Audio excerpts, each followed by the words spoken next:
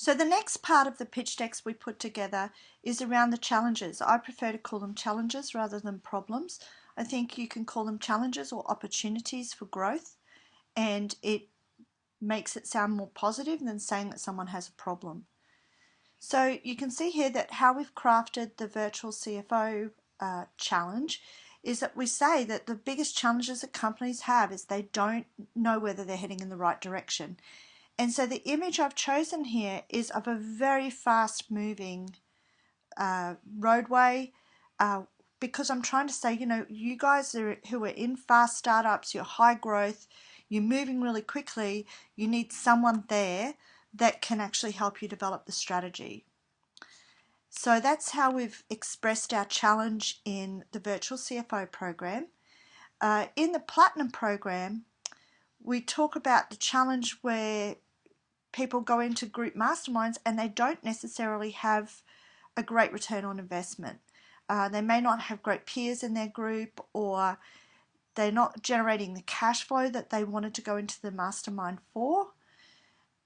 When we go to our strategy sessions, we talk about the challenge of cash flow, having unpredictable cash flow, where your profits and revenues maybe are strong or they're fluctuating up and down, but it's really you just never have enough cash flow to get things going. We discuss how they may use current advisors and that they give conflicting advice.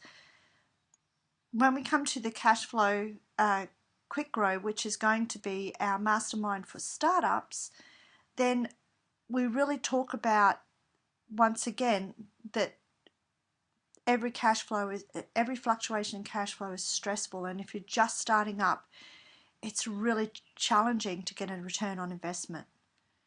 And finally, our cash flow micro degrees, you can see here I've actually got the logo or in a different place on this particular screen because it suited the colouring of the slides better.